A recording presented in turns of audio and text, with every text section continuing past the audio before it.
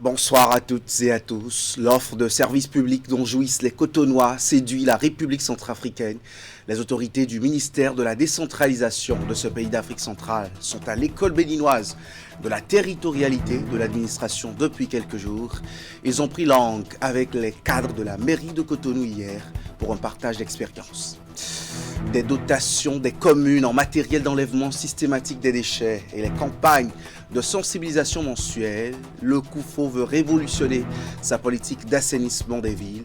Le préfet du département a lancé à cette fin cette semaine à Aplakwe le projet appelé COUFO Cleaner. De l'expertise en matière d'évaluation reconnue au Canada, désormais au service de l'enseignement supérieur du Bénin, l'Université d'Ottawa et la délégation au contrôle et à l'éthique dans l'enseignement supérieur sont désormais liés par un accord cadre signé hier dans ce sens. Cotonou accueille cette semaine une délégation venue de la République centrafricaine, précisément du ministère de la décentralisation. 3 de ses membres sont venus s'enquérir de l'expérience du Bénin dans le cadre de la décentralisation et les réalités de la ville capitale économique. Dans ce cadre justement de leur visite, ils ont tenu hier une séance d'échange avec les cadres de la mairie de Cotonou. C'était à l'hôtel de ville. Candide Rouintor et Henri Ganti pour les précisions. Tête à tête entre les cadres de la mairie de Cotonou et une délégation venue de la Centrafrique. Une rencontre qui permet aux hôtes de la mairie de Cotonou de s'imprégner du niveau de progression du Bénin en matière de décentralisation afin de s'en inspirer en République de la Centrafrique. La question de l'offre des services publics aux populations, c'est une grande préoccupation au niveau de la République centrafricaine et pour nos communes qui sont au niveau du pays. Vu l'expérience de la ville de Cotonou, avec tout ce que nous avons vu, avec le cadre de vie qui est en train de s'améliorer, les conditions de vie qui s'améliorent, nous sommes dit qu'il y a une bonne politique derrière, raison pour laquelle le choix de la ville de Cotonou a été retenu pour qu'on puisse venir échanger avec les autorités qui sont là. Ces cadres du ministère de la décentralisation de la Centrafrique ont assisté à une présentation détaillée, entre autres sur la catégorisation des communes, les compétences de chacune d'elles, les offres de services publics locaux et les perspectives en vue. À la suite de la présentation, les deux parties ont eu à échanger sur plusieurs sujets phares dont le foncier à Cotonou, la gestion des marchés dans la commune et la coopération de la ville de Cotonou avec les villes extérieures. Nous avons été très enrichis des substances de ces différentes présentations. Et effectivement, cette question du foncier constitue une grande préoccupation. Vous avez pu trouver une réponse, mais quand vous êtes en train de faire l'expérience, nous espérons que la solution que vous êtes en train d'apporter dans le cadre du foncier sera une solution durable. Et ça pourra aussi nous aider à pouvoir travailler le foncier de chez nous parce que ça pose problème surtout lorsque l'État a cette initiative, cette compétence nationale en matière du foncier et qu'il y a ce principe de superposition du foncier de la commune au niveau du territoire qui est du domaine de l'État. Si ce n'est pas bien géré, ça peut créer des conflits que nous appelons des conflits verticaux entre l'État central et les communes. Au terme des échanges, les hôtes de la mairie de Cotonou ont pris des parts pour la visite de 2 différents sites afin de toucher du doigt quelques réalisations de la commune. Il reviendra à Cotonou vendredi prochain pour échanger sur les questions liées à la gestion des déchets et bien d'autres. Les progrès, défis et perspectives de transformation numérique en Afrique sont sur la table de discussion à Cotonou pour 3 jours depuis hier. C'est le sommet mondial sur la société de l'information. Il s'agit pour les experts de faire le bilan des 20 ans de ce sommet dont l'avènement remonte à la déclaration de principe et à l'adoption du plan d'action de Genève en 2005. Ils entendent réduire la fracture numérique et exploiter le potentiel des technologies de l'information et de la communication au service du développement durable. Virgile Arrodéon. 20 ans après son lancement à l'initiative des Nations Unies, le sommet mondial sur la société de l'information fait son bilan sur le continent africain. Les esprits les plus avertis du continent et d'ailleurs dans le domaine du numérique se réunissent donc à Cotonou pour échanger sur les progrès, les défis et les perspectives de la transformation numérique en Afrique. Parlant de progrès, nous comprenons pourquoi le Bénin a été choisi pour abriter cette rencontre. En effet, notre pays a placé le numérique au centre du développement économique et social. Depuis bientôt une décennie, notre pays a engagé une transformation ambitieuse, portée par une vision claire, faire du Bénin une plateforme numérique de services pour l'Afrique de l'Ouest. Le Bénin, mais aussi les autres États africains, ont fait depuis l'adoption du plan d'action de Genève en 2005 des efforts considérables afin de faire bouger les lignes dans le secteur du numérique. En 2000, on avait sur le continent 91 millions d'abonnés cellulaires mobiles. En 2010, on est passé de 91 à 380 millions. Et en 2024, on est à 1,180 milliard. L'Internet aussi, on est passé de 2,6% en 2005 à 39% en 2024. Malgré ces avancées, l'Afrique demeure convaincue de ce qu'il reste à faire davantage d'efforts en ce qui concerne l'accès équitable aux technologies, la fracture numérique persistante, la cybersécurité, la gestion des données et l'encadrement éthique de l'intelligence artificielle. Nous avons donc le devoir de poser les bases d'un dialogue africain renforcé sur ces questions essentielles et d'esquisser des solutions concrètes adaptées à nos réalités. Le SMC doit marquer une étape décisive dans la construction d'un espace numérique africain interconnecté, résilient et au service du développement humain. Ce sommet offre une opportunité de favoriser un dialogue entre les parties, d'évaluer les réalisations et les lacunes et d'élaborer une déclaration commune qui façonne l'avenir numérique de l'Afrique. Le ministère de l'Énergie, de l'Eau et des Mines entend désormais mettre en place un cadre de collaboration pour le suivi efficace des projets et programmes du secteur de l'énergie. Il organise un atelier à cet effet avec le concours de la Société béninoise d'énergie électrique cette semaine même et les cadres du ministère servant dans les 12 départements, ceci dans le but de l'amélioration des services fournis aux populations. Ouliat Sanoussi, Jocelyn Bariga.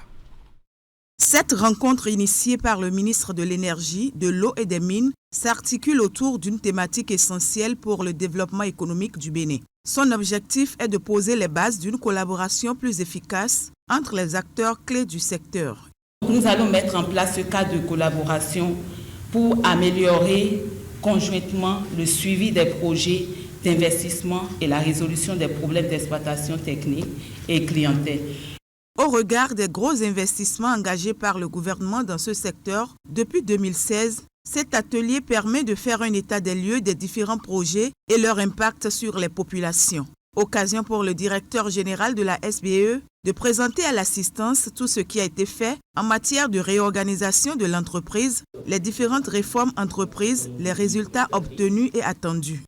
Dès ma prise de fonction à la tête de la SBE, mes collaborateurs et moi avons procédé à la réalisation d'un diagnostic approfondi, à l'issue duquel des actions urgentes et prioritaires ont été identifiées. La mise en œuvre de 41 missions spécifiques identifiées dans le contrat de gestion. La création de 10 directions régionales, car nous avons compris dès le début qu'il était nécessaire de mettre en place une organisation décentralisée de la société. En lançant les travaux, le ministre de l'Énergie a salué l'engagement du directeur général de la SBE et des différents acteurs pour une fourniture continue de l'énergie aux populations. Selon lui, grâce à la vision et aux efforts du président Patrice Talon, le Bénin a relevé le défi de la disponibilité de l'énergie. Cependant, des questionnements se posent. Est-ce que nous avons réussi le pari de la distribution? La réponse est non. La réponse c'est non. Et pourtant, nous travaillons de façon ardue, matin, midi et soir, à cette cause. Pourquoi la population béninoise n'est pas entièrement satisfaite? Quels sont les problèmes qui se posent? Est-ce que les infrastructures posent problème? Est-ce que c'est un problème de compétences? Est-ce que c'est un problème de ressources humaines? Est-ce que c'est un problème de coordination? Est-ce que c'est un problème de collaboration? Cet atelier permettra aux participants d'identifier les dysfonctionnements et leurs causes pour élaborer des pistes de solutions.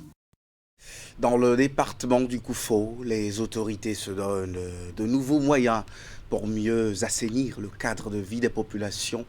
Des moyens mobilisés autour d'un projet dénommé Koufo Clean Up. Objectif, assurer autrement la gestion des déchets sous toutes ses formes. Le projet a été officiellement lancé cette semaine dans les locaux de la préfecture d'Aplaroué. Voici les précisions de Narcisse Alossé et Florent Do. L'un des problèmes majeurs identifiés ici dans le département du Koufo, c'est la gestion des déchets solides ménagers. Ces derniers, tout comme les eaux usées, sont jetés dans les rues, aux alentours des concessions ou encore dans des ouvrages d'assainissement. Nous avons malheureusement choisi de nous laisser environner par des déchets solides, par les différentes formes de pollution. Or, là où il y a pollution, c'est qu'on n'est pas sûr de bien se porter. Mais que faisons-nous pour permettre aux gens de se mettre vraiment au pas? Nous avons dit qu'il faut servir d'exemple. Et l'exemple a pris ici la forme d'un projet baptisé Koufo Clean Up, Koufo, cité propre en traduction littérale. Un projet conçu par l'autorité préfectorale pour mieux assainir le cadre de vie des populations afin de leur garantir un bien-être. Faire en sorte que nous tous, papa, maman et enfants, que nous soyons à l'abri des maladies.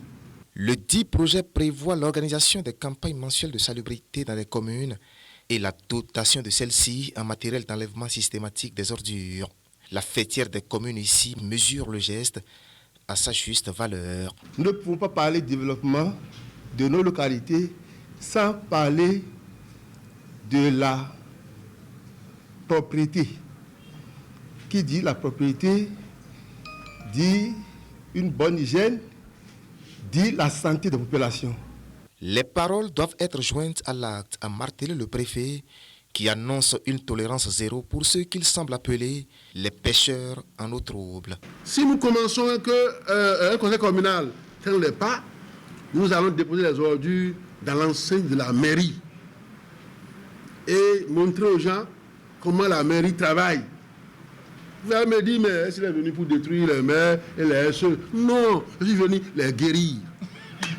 D'un coût de près de 240 millions de francs CFA, le projet Koufo Clean Up, dans sa phase pilote, sera mis en œuvre sur une durée d'1 an. Et une évaluation sera faite quant à l'amélioration du cadre de vie des populations et l'aménagement équilibré du territoire. Éducation, l'État béninois a signé hier un accord cadre avec l'Université d'Ottawa au profit de la délégation au contrôle et à l'éthique dans l'enseignement supérieur. La partie canadienne s'engage à apporter au Bénin son expertise internationalement reconnue en cette matière. La signature de cet accord s'est déroulée à la présidence de la République sous la houlette du ministre d'État, secrétaire général de la présidence de la République, Pascal Irené Koupaki. Je vous invite à suivre respectivement professeur Patrice Corriveau, vice-recteur chargé des affaires académiques à l'Université d'Ottawa, et Epiphane Sowenou, il est le délégué général au contrôle et à l'éthique dans l'enseignement supérieur au Bénin. D'une part, l'Université d'Ottawa amène son expertise en matière d'évaluation, donc évaluer tous les processus pour les études supérieures pour le corps universitaire. Et de notre côté, l'université en retire aussi une certaine fierté et on va apprendre aussi des méthodes d'enseignement au Bénin et voir comment nous, on peut les adapter avec nos populations internationales, par exemple, à l'Université d'Ottawa.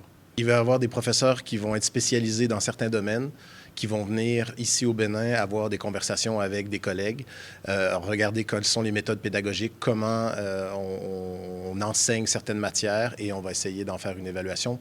Nous, au Canada, on est soumis à ce type d'évaluation de façon périodique, à tous les 7 ans. Chaque département, par exemple, est évalué de cette façon-là. Donc, c'est une expertise qu'on peut apporter au Bénin. Je pense que c'était un partenariat qui était basé sur la confiance. En fait, on a eu des discussions il y a quelques mois de ça et on a commencé à discuter en montrant ce que nous, l'Université d'Ottawa, on pouvait apporter au Bénin, mais aussi le Bénin nous a vraiment partager ses besoins.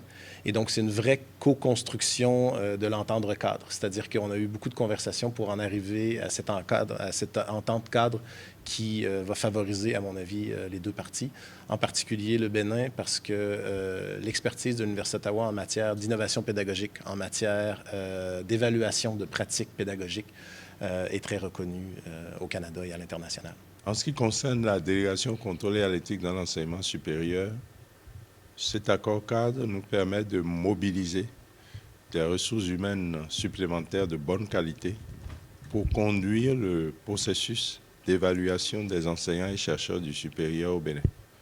Ce processus a commencé depuis décembre 2024, mais sur certains profils pointus, nous avions du mal à mobiliser de bons évaluateurs.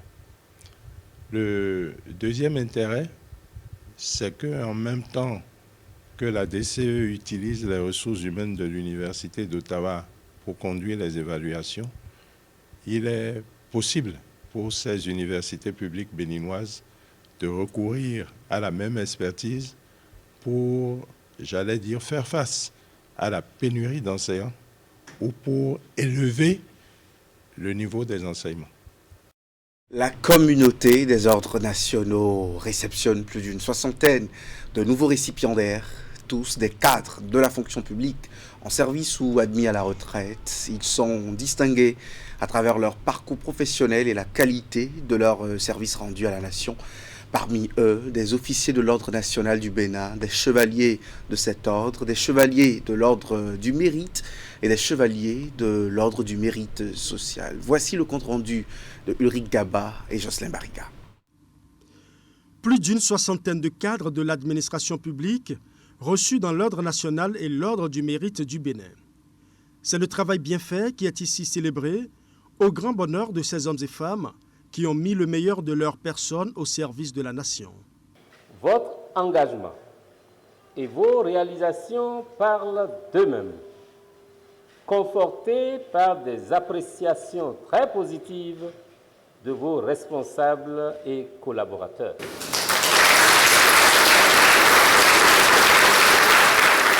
Identifiés dans leurs structures respectives comme des exemples de qualité, de probité, d'excellence et de vertu, ils reçoivent tous la gratitude de la nation. Une gratitude qui ne laisse pas les récipiendaires lettre morte.